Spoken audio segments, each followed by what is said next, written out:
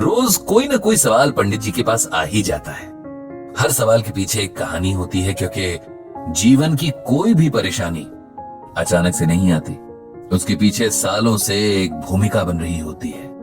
हमारे फैसले, हमारी इच्छाएं और हमारा व्यवहार सब मिलकर आने वाले कल की इबारत लिखते हैं। इसीलिए अगर आज की किसी परेशानी का हल तलाशना है, तब पुराने दिनों के पन्ने पलटने जरूरी हो जाते हैं। ऐसी ही एक किताब के पन्ने पलटने जा रहे हैं पंडित जी, ताकि उसकी मदद से किसी की परेशानी का हल गीता के पन्नों में तलाश सके। पंडित जी के पास जो समस्या सवाल बनकर आई है, वो कहीं बाहर से नहीं है, उनके खुद के घर से, उनकी जान से ज्यादा प्यारी छोटी बहन उर्मिला के घर से आई है। हालांकि समस्या उर्मिला की बहू दिव्या ने उन्हें कल शाम फोन पर बताई है, लेकिन पंडित जी वो ये जानते हैं कि अगर उन्होंने इसका हल ना निकाला तो उनकी बहन की जिंदगी भर की मेहनत बेकार हो जाएगी। जिस सपने के पीछे उसने अपना जीवन होम कर दिया, वो बिखर जाएगा। ये सोचते हुए पंडित जी की आंखों के आगे अपनी बहन का पूरा जीवन तैर गया। 3 भाइयों की इकलौती बहन थी उर्मिला, सबसे छोटी भी थी, इसीलिए माँ बाप के साथ भाइयों की भी लाडली थी। तीनों भाइयों की पूरी कोशिश रहती थी कि उनकी बहन को कोई परेशानी ना हो, उसकी कोई फरमाइश अधूरी ना रहे, उसकी आंखों में कभी कोई आंसू ना आए और पैर तले कोई कांटा ना चुभे। लेकिन अगर हमारे चाहने भर से जिंदगी चलती तो फिर किसी को भी कभी कोई परेशानी होती ही नहीं। किस्मत में जो लिखा है वो कई बार हमारी इच्छाओं के एकदम उलट होता है, और इस पर किसी का जोर चलता ही नहीं। उर्मिला और पंडित जी समेत सभी भाई बहन जिस वक्त में बड़े हुए, उसके समय लड़कियों को पढ़ाई के कम ही मौके मिलते थे। फिर भी उनके माता पिता ने उर्मिला को 8वीं कक्षा तक पढ़ाया और फिर एक बहुत अच्छे परिवार के पढ़े लिखे लड़के से उसकी शादी भी करवा दी। उर्मिला का जीवन बहुत अच्छा चल रहा था। उसका पति बहुत समझदार और सुलझा हुआ इंसान था। भगवान ने एक बेटा और एक बेटी देकर उनके परिवार को संपूर्ण कर दिया था। जिस तरह के जीवन की उम्मीद कोई भी लड़की कर सकती है, उर्मिला के जीवन में वो सब कुछ था। लेकिन किस्मत को शायद कुछ और ही मंजूर था। एक शाम ऑफिस से घर लौटते हुए उर्मिला के पति की रोड एक्सीडेंट में मौत हो गई। एक हंसता खेलता परिवार जैसे अचानक से दुखों के पहाड़ के नीचे आ गया। उर्मिला खुद इस सदमे से उबर नहीं पा रही थी, तो बच्चों को क्या संभालती। किसी तरह बहुत समझाने बुझाने के बाद, बहुत लंबे वक्त के बाद उर्मिला थोड़ा सामान्य हुई। अब उसके आगे एक लंबी जिंदगी थी जिसे उसे अकेले काटना था। साथ ही दोनों बच्चों का भविष्य भी देखना था। जब जिंदगी की कड़वी सच्चाइयां मुंह के आगे खड़ी हों, तब इंसान को शोक मनाने का भी वक्त नहीं मिलता। यही उर्मिला के साथ हुआ। भाइयों ने अपनी तरफ से हर संभव मदद करने का वायदा तो किया, लेकिन उर्मिला जानती थी कि उनके भी अपने परिवार, अपनी जिम्मेदारियां हैं। आखिर कब तक वो लोग उसका और उसके बच्चों का बोझ उठाएंगे। उसे खुद ही कुछ करना होगा। वो ज्यादा पढ़ी लिखी तो थी नहीं, इसीलिए कहीं अच्छी नौकरी उसे मिल नहीं सकती थी, और इसीलिए उसने सिलाई का काम करने की ठानी। ब्रजभूषण जी से वो तीनों भाइयों में सबसे ज्यादा करीब थी, इसीलिए उसने इस बारे में उन्हीं से सलाह मांगी। भाई को बहन का फैसला सही लगा, सो उन्होंने उर्मिला का पूरा साथ देने का वायदा किया।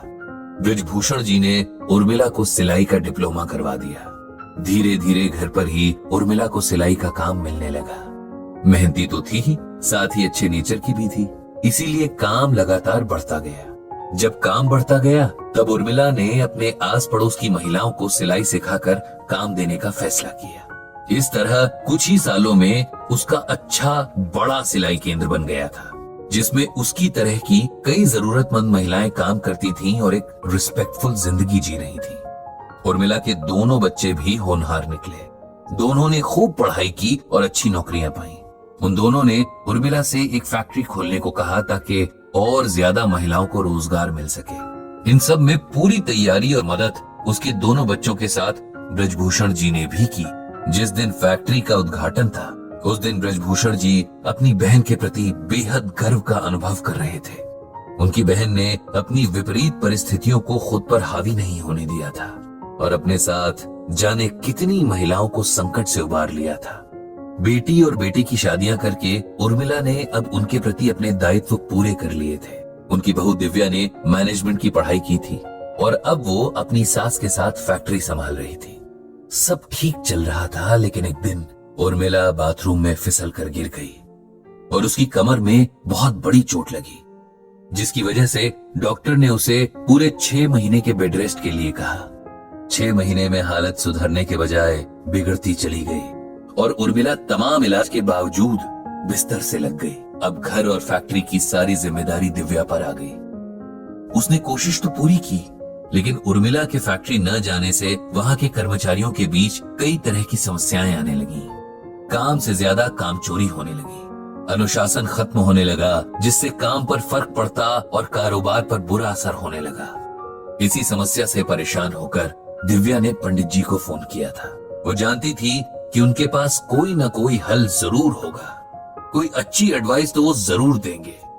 पंडित जी ने उसकी तमाम शिकायतें सुनी कि फैक्ट्री में काम करने वाली महिलाएं देर से काम पर आती हैं, काम चोरी करती हैं, वगैरह वगैरह। पंडित जी ने कुछ देर सोचा और फिर दिव्या को श्रीमद् भागवत गीता का ये श्लोक सुनाया। यद्यदा चरति श्रेष्ठस्तत् देवेतरो जनः स यत् प्रमाणम कुरुते लोकस्तदनु वर्तते। इसका अर्थ है कि हे अर्जुन, श्रेष्ठ पुरुष जो जो आचरण करता है, संपर्क में आने वाला पुरुष भी वैसा ही आचरण करते हैं। वो जो कुछ प्रमाणित कर देता है, समस्त मनुष्य समुदाय उसी का अनुसरण करने लगते हैं। इसका मतलब ये है कि बेटी, हमारा समाज और इसमें बसने वाले लोग अपने लिए आदर्श ढूंढते हैं। ऐसा आदर्श जब उन्हें मिल जाता है, तब वे भी उसके गुणों को अपने व्यक्तित्व में उतारने लग जाते हैं। इस तरह पूरा समाज एक आदर्श समाज बन जाता है। अगर इसका दूसरा अर्थ हम देखें तो वो इस तरह होगा कि किसी से भी कुछ अपेक्षा रखने से पहले हमें वैसा आचरण खुद भी करना पड़ता है, तभी हम अधिकार से दूसरों से अपेक्षा रख सकते हैं। यदि तुम चाहती हो कि तुम्हारे लिए काम करने वाले लोग आदर्श हों, तब तुम्हें भी उनके लिए आदर्श बनना पड़ेगा, ताकि वो तुम जैसा बनना चाहे। तुम्हारी सास यानी उर्मिला उनके लिए वही आदर्श थी। वो हमेशा फैक्ट्री का समय शुरू होने से आधा घंटे पहले पहुंच जाती थी।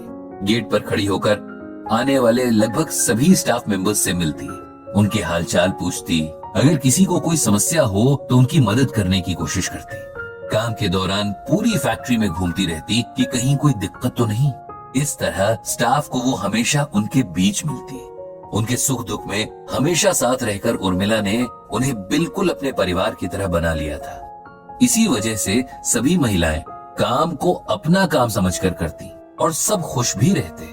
तुम सोचो कि मालकिन की तरह आधे दिन फैक्ट्री जाना, अपने एयर कंडीशन वाले ऑफिस में बैठे रहना और सिर्फ काम की बातें करना, ये बिहेवियर तुम्हें उन काम करने वाली महिलाओं के करीब लाएगा या उनसे दूर करेगा? दिव्या को अब समस्या की जड़ भी समझ आ रही थी और समाधान भी दिख गया था। उसने पंडित जी को बहुत बहुत धन्यवाद कहा और मन ही मन उनकी सलाह पर अमल करने का संकल्प लिया। पंडित जी ने भगवान श्री कृष्ण और श्रीमद् भागवत गीता को प्रणाम किया और प्रार्थना की कि प्रभु सभी को सही राह दिखाएं।